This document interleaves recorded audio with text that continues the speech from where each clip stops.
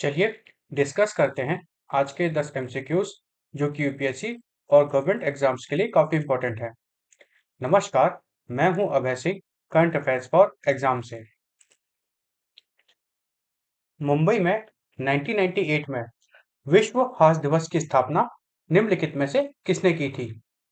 आपके ऑप्शन है फ्रेंड, मदन कटारिया, दीपक चोपड़ा, सुश्रुत गुप्ता या BKS Iyengar.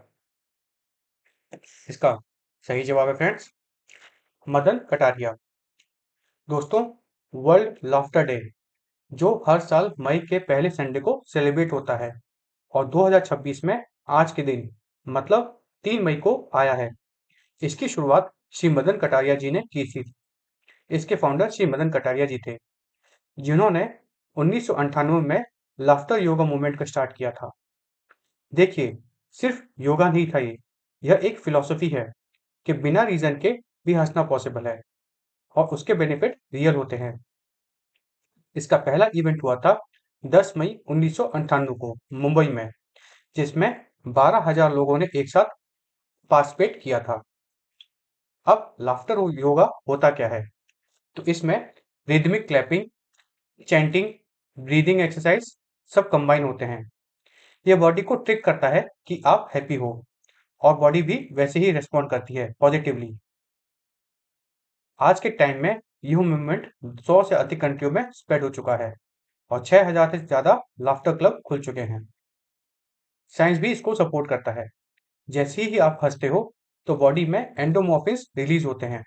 Stress hormone cortisol जो होता है वह कम हो जाता है और इससे इम्यून सिस्टम स्ट्रांग होता है और हार्ट हेल्थ भी, मतलब दिल की बीमारियों से भी निजात मिलता है, हार्ट हेल्थ भी इंप्रूव होती है। चलिए अगले प्रश्न पर आते हैं। निम्नलिखित में से किस संगठन ने 1993 में विश्व प्रेस स्वतंत्रता दिवस की घोषणा की थी?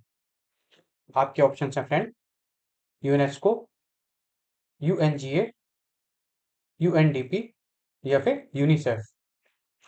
तो इसका सही जवाब है फ्रेंड्स, UNGA, संयुक्त राष्ट्र महासभा। दोस्तों, फ्री प्रेस को सेलिब्रेट करने के लिए हर साल आज ही के 3 मई को मनाया जाता है वर्ल्ड प्रेस फ्रीडम डे। इसको ऑफिशियली प्रोक्लेम किया गया था दिसंबर 1993 में यूनाइटेड नेशन के जनरल असेंबली द्वारा। 1991 में नामीबिया के विंडहॉक में एक डिक्लेरेशन अडॉप्ट हुआ था, जिसे हम विंडहॉक डिक्लेरेशन के नाम से भी जानते हैं। किस नाम से? Windhoek declaration. अच्छा, 2026 की थीम की बात करें तो 2026 का वर्ल्ड प्रेस फ्रीडम डे का थीम है shaping a future at peace. और 2026 में ग्लोबल कॉन्फ्रेंस होस्ट हो रहा है लुसाका, जाम्बिया में, जहां फोकस होगा AI के इम्पैक्ट पर, क्योंकि आज के टाइम में मिस इन्फॉर्मेशन, डीप फेक्स एक मेजर चैलेंज बन चुके हैं। अब समझिए प्रेस फ्रीडम इंपॉर्टेंट क्यों होती है। क्योंकि यह डेमोक्रेसी को स्ट्रेंथन करता है, मिस इन्फॉर्मेशन को काउंटर करता है और डेवलपमेंट को इंश्योर करता है। हर साल एक प्रेस्टिजियस अवार्ड दिया जाता है, Guillermo Cano world press freedom prize, जो उन जर्नलिस्ट को ऑनर करता है जो प्रेस फ्रीडम के लिए लड़ते हैं।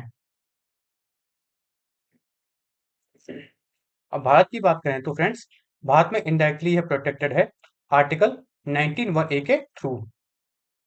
चलिए अगले प्रश्न पर आते हैं। निम्नलिखित में से किस केंद्र शासित प्रदेश ने हाल ही में 2026 में अपने जिलों की संख्या बढ़ाकर 7 कर दी है?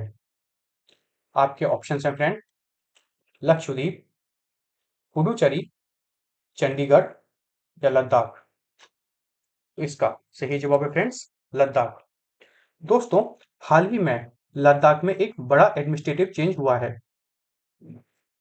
फ्रेंड्स, लद्दाख में 5 नए डिस्ट्रिक्ट क्रिएट किए गए हैं, जिससे अब लद्दाख के जो टोटल नंबर ऑफ डिस्ट्रिक्ट्स हैं वो 7 हो गए थे। पहले लद्दाख में सिर्फ 2 डिस्ट्रिक्ट हुआ करते थे, अब 7 हैं। अच्छा, नए डिस्ट्रिक्ट कौन कौन से हैं? तो नए डिस्ट्रिक्ट हैं नुब्रा, शाम, चांगथांग, जांस्कर और द्रास। और पहले 2 डिस्ट्रिक्ट कौन कौन से थे? लेह और कारगिल।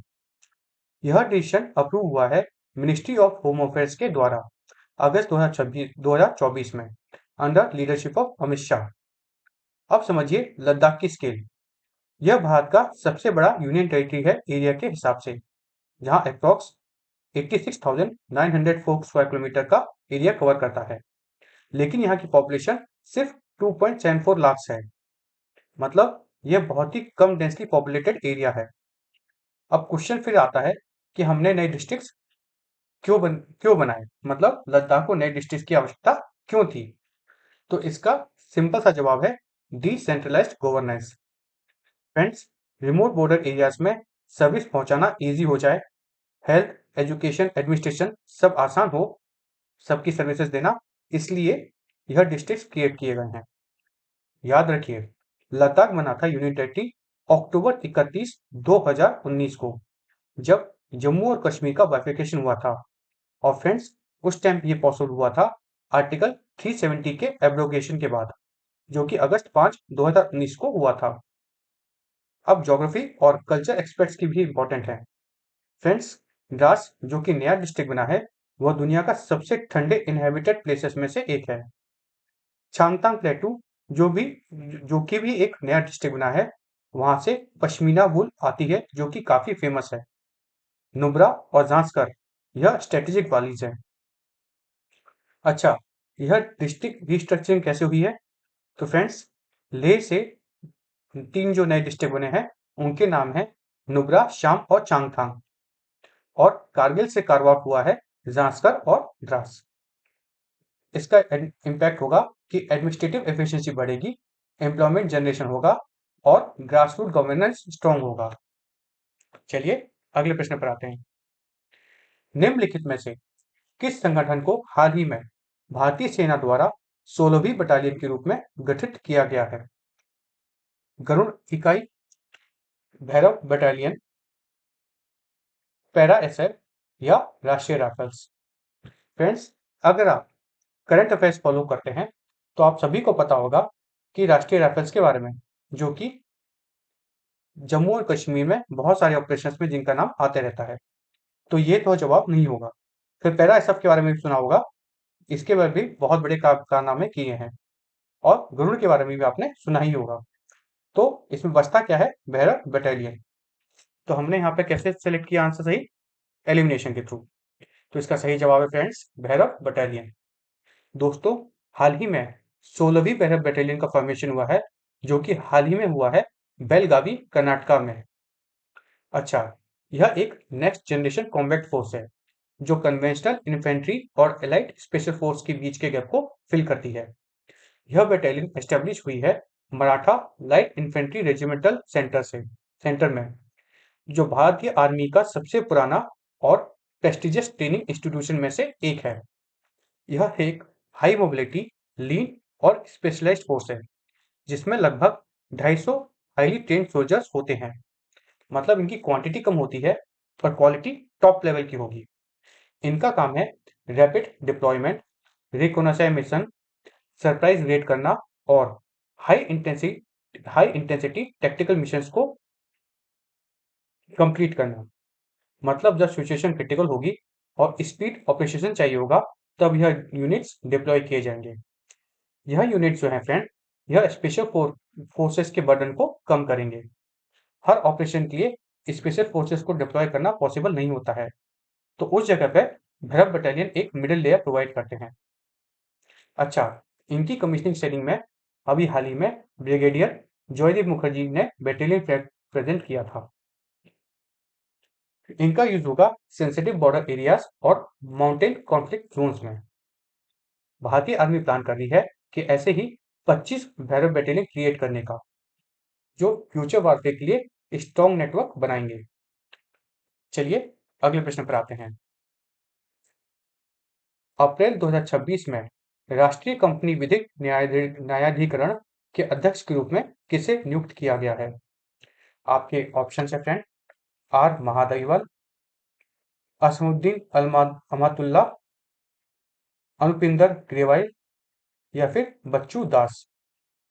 तो इसका सही जवाब है फ्रेंड्स अनुपिंदर ग्रेवाल।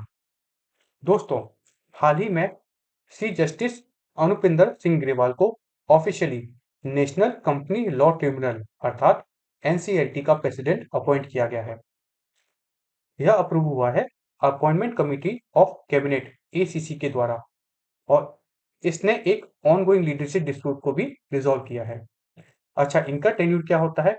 तो टेन्यूर होगा इनका 5 साल या फिर 67 की एज, जो भी पहले हो। दोस्तों, यह एक स्पेशलाइज्ड ट्रिब्यूनल होता है। कौन सा? एनसीएलटी का, जो कॉर्पोरेट डिस्प्यूट्स, इंसॉल्वेंसी केसेस और कंपनीज एक्ट 2013 के मैटर्स हैंडल करता है। मतलब बिजनेस इकोसिस्टम के लिए यह एक बैकबोन इंस्टीट्यूशन है। चलिए अगले प्रश्न पर आते हैं। निम्नलिखित में से कौन सा संगठन कराईकल में तटीय निगरानी के लिए उच्च आवृत्ति रडार स्थापित कर रहा है? आपके ऑप्शन है फ्रेंड, एनआईओटी, इसरो, आईएनसीओआईएस या फिर आईएमडी। तो इसका सही जवाब है फ्रेंड्स, एनआईओटी। दोस्तों, हाई फ्रीक्वेंसी रडार सिस्टम अर्थात एचएफ रडार सिस्टम जिसे इंस्टॉल कर रहा है एनआईओटी। अब ये एनआईओटी क्या है फ्रेंड्स? तो इसका फुल फॉर्म है national institute of ocean technology. यह 200 किलोमीटर तक के ऑफशोर मेजर कर सकता है, जो यह हाई फ्रीक्वेंसी रडार सिस्टम है, और वेदर इवेंट्स को 80 से 100 किलोमीटर रेंज में डिटेक्ट कर सकता है। मतलब जब भी साइक्लोन समुद्र में क्रिएट होगा तो उसकी वार्निंग पहले ही मिल जाएगी। अच्छा, इसका इंस्टॉलेशन कहाँ हो रहा है? तो इसका इंस्टॉलेशन हो रहा है किलिंग, जलमेरू और अक्केम पट्टाई, जो कि कराईकल और पुडुचेरी रीजन में लोकेटेड है। फ्रेंड्स, यह स्ट्रेटेजिक कोस्ट पॉइंट्स हैं। अच्छा, अब आप पूछेंगे एचएफ रडार मतलब हाई फ्रीक्वेंसी रडार मेजर क्या करता है? तो ये मेजर करता है surface current, waves, wind pressure, temperature gradient और ओशन के कंप्लीट डायनेमिक बिहेवियर को। इसमें यहाँ पे भी बहुत सारे सेंसर्स लगे होते हैं और इनकी मदद करते हैं ये बोए सिस्टम्स, जो कि इनको मेजर करने में बहुत सहायता देते हैं। फ्रेंड्स, एनआईओटी अर्थात national institute of ocean technology का रोल है कि यह मिनिस्ट्री ऑफ अर्थ साइंस के अंदर काम करता है और ओशनोग्राफिक इंफ्रास्ट्रक्चर डेवलप करता है। इससे फिशरमैन जो कम्युनिटी होती है उसको पहले ही एडवाइजरी मिल जाएगी, ताकि डिजास्टर कम होगा जब भी साइक्लोन आने वाला होगा। चलिए अगले प्रश्न पर आते हैं। निम्नलिखित में से किस देश ने कोयला, तेल और गैस की पूरी तरह से बंद करने के लिए ईंधन विशिष्ट समय सीमा की घोषणा हाल ही में की है? आपके ऑप्शन है फ्रेंड, जर्मनी, फ्रांस, नॉर्वे या कनाडा। तो इसका सही जवाब है फ्रेंड्स, फ्रांस। दोस्तों, फ्रांस ने fossil fuel phase out road map announce किया है और यह अनाउंसमेंट उसने हाल ही में अप्रैल 2026 के सेंटा मार्टा कॉन्फ्रेंस में किया है, जो कि कोलंबिया और नीदरलैंड्स में हो रही थी। तो दो बातें हमें पता चलती हैं कि सेंटा मार्टा कॉन्फ्रेंस जो है वह नीदरलैंड और कोलंबिया में हो रही थी। ये एक पॉइंट आप नोट कर लीजिए, क्योंकि यह क्वेश्चन इसका बन सकता है। और दूसरा, इसमें फ्रांस ने एक डिक्लेरेशन साइन किया है, एक डिक्लेरेशन दिया है। अच्छा, फ्रांस का प्लान क्या है? तो उनका प्लान है कि 2030 तक कोल जो है उनके यहाँ से वो फेस आउट कर देंगे। मतलब कोल प्लांट को 2027 तक क्लोज करेंगे और 2030 तक कोल को फेज आउट करेंगे। और जो ऑयल है, तेल है, उसके यूज को फेज आउट करेंगे 2045 तक और गैस के यूज को फेज आउट करेंगे 2050 तक। मतलब step by step fossil fuels को वह एलिमिनेट करेंगे। और यहाँ पर एक खास बात है, यह वर्ल्ड का पहला fuel specific detail road map माना जा रहा है, ना कि सिर्फ एक general net zero target. Friends, France का टारगेट है कि 2024 से 2028 के बीच 5% प्रति ईयर एमिशन रिडक्शन करना है और उनका टारगेट है कि 2050 तक कंप्लीट कार्बन न्यूट्रलिटी अचीव करना है। आपको पता है फ्रेंड्स, भारत का टारगेट क्या है? तो भारत का टारगेट है 2070 तक नेट जीरो अर्थात कार्बन न्यूट्रलिटी अचीव करना और फ्रांस का है 2050 तक। फ्रांस के लिए पॉसिबल है क्योंकि वो हेविली न्यूक्लियर एनर्जी पर डिपेंड करता है, जिससे हाइड्रोकार्बन्स पर डिपेंडेंसी कम होती है। हाइड्रोकार्बन्स अर्थात फॉसिल फ्यूल्स पर। फ्रेंड्स, फ्रांस अपनी 70% तक इलेक्ट्रिसिटी न्यूक्लियर से जनरेट करता है। चलिए अगले प्रश्न पर आते हैं। निम्नलिखित में से कौन सा संगठन अपने मानव अंतरिक्ष उड़ान कार्यक्रम के लिए नागरिक विज्ञान, प्रौद्योगिकी इंजीनियरिंग और गणित पेशेवरी को शामिल करने के लिए अंतरिक्ष यात्री पात्रता का विस्तार कर रहा है? आपके ऑप्शन हैं फ्रेंड, DRDO, इसरो, HAL या इन स्पेस। दोस्तों, अगर आपने ध्यान से क्वेश्चन पढ़ा होगा तो आप समझ गए होंगे कि स्पेस फ्लाइट मतलब या तो इसरो या इन स्पेस की बात होगी, पर क्योंकि इसरो ही ये सब काम करता है तो उसका सही जवाब क्या होना चाहिए? इसरो। दोस्तों, गगनयान मिशन और एस्ट्रोनॉट सिलेक्शन एक्सपेंशन में अब तक जो एस्ट्रोनॉमर सिलेक्ट हुए हैं 2020 में, वह सिर्फ भारतीय एयरफोर्स के टेस्ट पायलट थे। लेकिन अब इसरो का एक बड़ा शिफ्ट कर रहा है। सेकेंड एस्ट्रोनॉट बैच में वो चाह रहा है कि मिलिट्री के साथ साथ सिविलियंस भी हों। अब समझते हैं कि पहले बैच में जो था ना, वो हाईली ट्रेंड IF पायलट थे, जिन्हें रशिया भेजा गया था ट्रेनिंग के लिए रोस्कोमोस प्रोग्राम के अंतर्गत। उन्होंने वहां पर survival drills, zero gravity simulation, spacecraft system सब कुछ डिटेल में सीखा है। लेकिन अब विजन चेंज हो रहा है। सेकेंड बैच में स्टेम बैकग्राउंड के सिविलियन प्रोफेशनल्स इंक्लूड होंगे। अब आप पूछेंगे स्टेम मतलब? जो कि इंजीनियरिंग और मैथमेटिक्स से आते हैं टेक्निकली, उनको स्टेम कहते हैं। मतलब साइंटिस्ट, इंजीनियर्स, डॉक्टर्स, ऐसे डाइवर्सिफाइड एस्ट्रोनॉट कॉर्प्स बनाया जाएगा। प्रपोज्ड एस्ट्रोनॉट पूल में लगभग 10 मेंबर होंगे, जिसमें से 6 मिलिट्री के और 4 सिविलियंस होंगे। यह एक बैलेंस्ड अप्रोच रहेगी फ्रेंड्स। फ्रेंड्स, गगनयान मिशन की बात करें तो यह भारत का पहला इंडिजिनस ह्यूमन स्पेसफ्लाइट प्रोग्राम है और भारत प्लान कर रहा है अपना स्पेस स्टेशन कहां पर? स्पेस में। कब तक? 2040 तक। चलिए अगले प्रश्न पर आते हैं। निम्नलिखित में से कौन सा AI सिस्टम नम्मा 112 के तहत बहुभाषी वास्तविक समय आपातकालीन संचार को सक्षम बनाता है? आपके ऑप्शन है फ्रेंड, भाषिनी, अनुवाद, वेंकी या डीजी रक्षक। इसका सही जवाब है फ्रेंड्स, वेंकी। दोस्तों, वानकी भारत का पहला मल्टीलिंगुअल मल्टीलिंगुअल मतलब बहुभाषी AI इमरजेंसी सिस्टम है।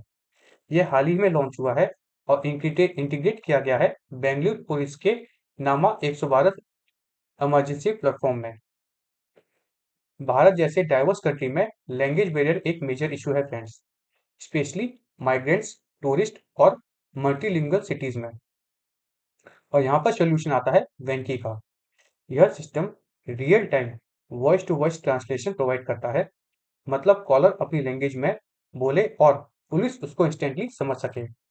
यह सिस्टम सपोर्ट करता है 10 से अधिक लैंग्वेजेस, जैसे कि बंगाली, गुजराती, उड़िया, मणिपुरी, कश्मीरी, नेपाली, आसामीज और इंटरनेशनल लैंग्वेज जैसे कि स्पेनिश, फ्रेंच और अरबिक।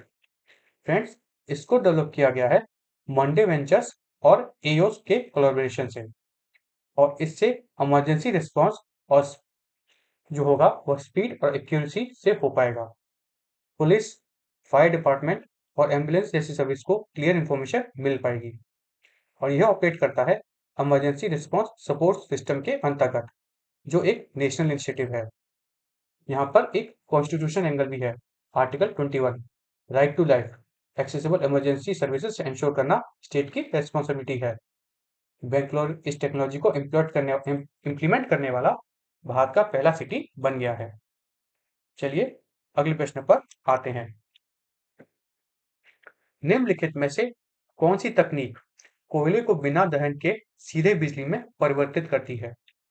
आपके ऑप्शन हैं friend, IGCC, super critical gasification या ZCDCFC। तो इसका सही जवाब है फ्रेंड्स, ZCDCFC। फ्रेंड्स, आप सभी को पता ही होगा कि कोयले से बिजली पैदा होती है, पर कैसे? पहले कोयले को जलाया जाता है।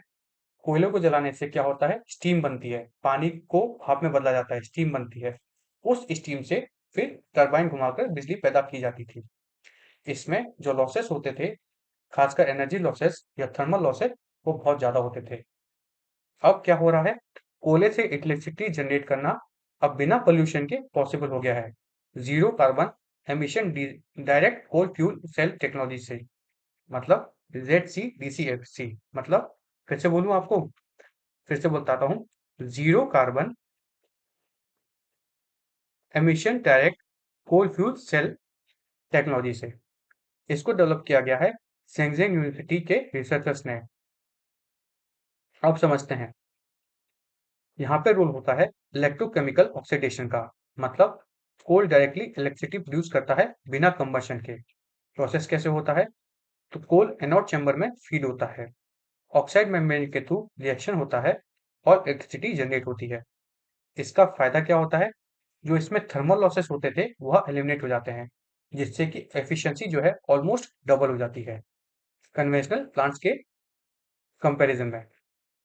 और बाद में जो CO2 प्रोड्यूस होता है वह प्योर फॉर्म में कैप्चर होता है, मतलब कार्बन कैप्चर इजी हो जाता है। बाद में इसको कन्वर्ट किया जा सकता है सिन गैस में। सिन गैस क्या होती है, हाइड्रोजन और कार्बन मोनोऑक्साइड या फिर सोडियम बाइकार्बोनेट जैसे बाई प्रोडक्ट में। चाइना फ्रेंड्स वर्ल्ड का लार्जेस्ट कोल प्रोड्यूसर और कंज्यूमर है, तो ऐसी टेक्नोलॉजीज उनके लिए क्रिटिकल हैं। चलिए अब कल का प्रश्न देखते हैं। कल हमने आपसे पूछा था, भारत और दक्षिण कोरिया के बीच निम्नलिखित में से कौन सा समझौता 2010 में लागू हुआ। आपके ऑप्शन है फ्रेंड, CEPA, CECA, FTA या RCEP। इसका सही जवाब है फ्रेंड्स CEPA। दोस्तों, comprehensive economic partnership agreement CEPA 2010 में इंप्लीमेंट हुआ था भारत और साउथ कोरिया के बीच। यह एक बायलैटरल ट्रेड एग्रीमेंट था। अप्रैल 2026 में प्राइम मिनिस्टर श्री नरेंद्र मोदी ने मीटिंग की साउथ कोरियन प्रेसिडेंट ली जे म्यूंग के साथ। यह उनका पहला ऑफिशियल विजिट था 8 साल बाद भारत का। भारत और साउथ कोरिया के रिलेशन 2015 में अपग्रेड हुए थे स्पेशल स्ट्रेटेजिक पार्टनरशिप में। इस टॉक का फोकस था शिप बिल्डिंग, सेमीकंडक्टर, AI और clean energy. Friends, south Korea की स्ट्रेंथ क्या है, तो वो है एडवांस्ड मैन्युफैक्चरिंग। और भारत क्या ऑफर कर सकता है, तो भारत ऑफर करता है लार्ज मार्केट और ग्रोइंग इंडस्ट्रियल बेस। इसी वजह से कंपनी जैसे कि सैमसंग, ह्यूंडई, LG, किया ने इंडिया में हेवीली इन्वेस्टमेंट किए हैं।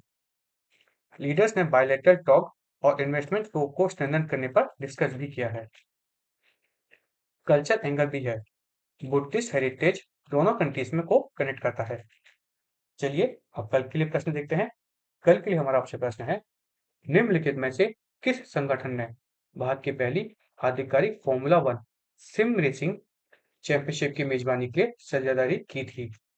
आपके ऑप्शन है friend, Mumbai Falcons, Tata Motors, Mahindra Racing या जेके टायर्स। फ्रेंड्स, इसका जवाब आपको कमेंट सेक्शन में देना है। इसका सही जवाब आपको कल के सेशन में मिलेगा एक्सप्लेनेशन के साथ। जब तक के लिए, अगर आपको यह सेशन पसंद आया तो लाइक शेयर सब्सक्राइब अवश्य कीजिएगा तथा कमेंट करके बताइएगा कि और आप क्या इम्प्रूवमेंट चाहते हैं। और अगर आपको यह सेशन इन्फॉर्मेटिव और फ्रूटफुल लगा तो लाइक शेयर सब्सक्राइब अवश्य कीजिएगा। धन्यवाद।